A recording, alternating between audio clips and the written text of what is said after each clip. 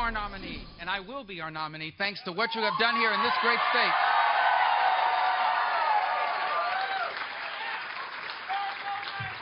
When I am our nominee, we are going to unify this party, and we are going to unify the conservative movement. When I am our nominee, we will unite our party, we will grow our party, and we will defeat Hillary Clinton or Bernie Sanders or whoever they nominate. That was Republican presidential candidate Marco Rubio last night after surging in the Iowa caucuses. He tied Donald Trump when it comes to number of delegates. Ted Cruz will get 8. Trump and Rubio will both get 7. And he scored 23% of the vote, well above what the polling had projected. But it isn't just Iowans that Senator Rubio has won over. Conservative radio host Rush Limbaugh was today praising the senator's conservative credentials. Listen. Speaking for myself, I don't like this idea that Marco Rubio is all of a sudden being labeled as an establishment candidate. I know that Rubio's got the baggage of that Gang of 8 bill. And I know that in many people's minds he's got the baggage of wanting to grant the current number of illegal citizenship. I understand that. But I'm here to... Marco Rubio is no moderate Republican centrist. I don't see Marco Rubio as anything other than a legitimate, full-throated conservative. Nobody's pure, and nobody is ever free of making mistakes. Joining me now, Republican presidential candidate and U.S. Senator from Florida, Marco Rubio. Senator Rubio, great to see you. Congratulations on your performance last night. Well, thank you. We felt great about it, and it's great to be here in New Hampshire. We're excited about New Hampshire as well. Let's start with Rush Limbaugh's comment. Do you agree that you are no moderate centrist? I have as conservative a record as anyone that's running for president. The difference is I have a conservative record, but I can also grow the conservative movement. In essence, we can't just win with the people we have now. We have to unify the people we have now. But we have to go out and convince more people that conservatism is the right approach for America. I've done that and will do that.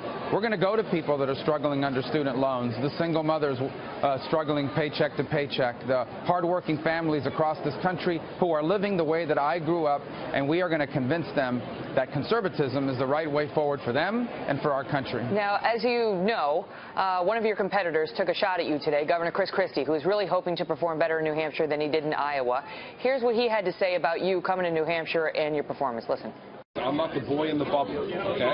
We know who the boy in the bubble is up here, who never answers your questions, who's constantly scripted and controlled because he can't answer your questions. So when Senator Rubio gets here, when the boy in the bubble gets here, I hope you guys ask him some questions because it's time for him to start answering questions. He wants to say this race is over, and it's all him. It seems to me that he should have to sit across from you and answer your questions the way I do. Do you take offense to that, sir, him calling you a boy in a bubble?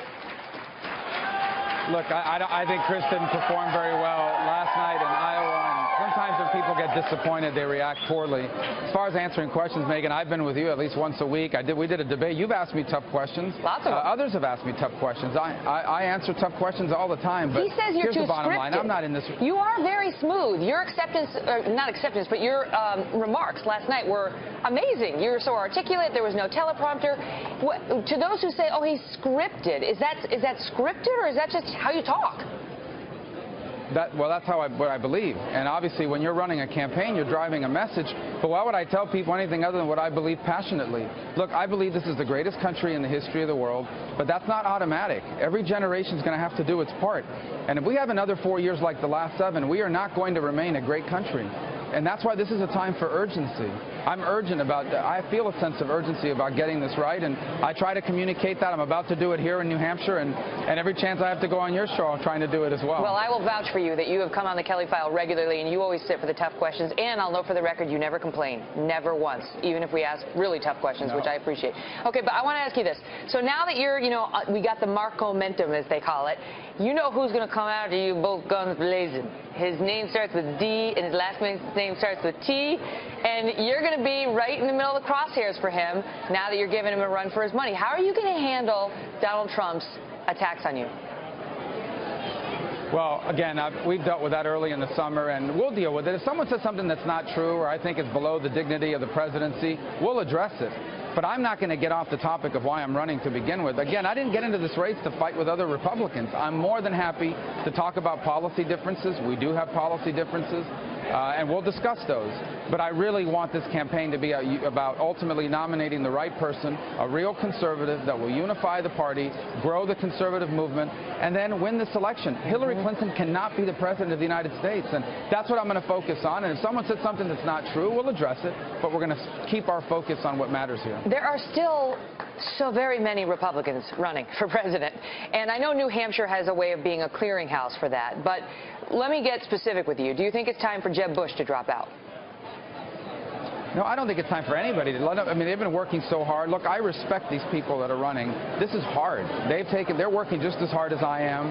They have a right to see it through. I do think it's time for the Republican Party to begin to coalesce. And, of course, that's what this process is about. Coalesce around someone that can win. We have to beat Hillary Clinton and Bernie Sanders. And I can tell you who they're the most afraid of. It's me.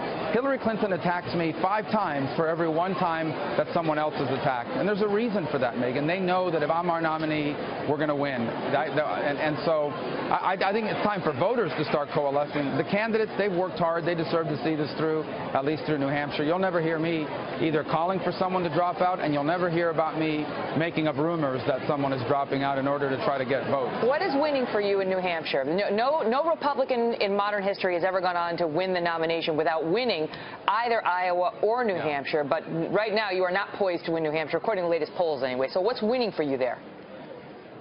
Well, I think the first lesson about last night is polls are a snapshot in time. The voters are making up their minds very late in these races. We did very well with the voters that made up their minds at the end. And the other thing that I would tell you about is a very unusual political year. I mean, you have 9 or 10 legitimate candidates running full-scale campaigns on the ground here in New Hampshire. So I think some of the rules that have applied in the past are not operative this time. But let me just say this. And I know this sounds perhaps a little bit simplistic, but my goal is to get as many people as possible to vote for me in New Hampshire. And I think if that's our plan everywhere we go, when this process is finished at the end of it, we're going to have more than half the delegates, and we're going to be the nominee. How we get there, I don't know if anyone can predict that in a year like this. There's been a lot of twists and turns in this campaign. I think you would agree with that. There certainly have. Great to see you, Senator. All the best. Thank you, Megan. Thanks for having me back on.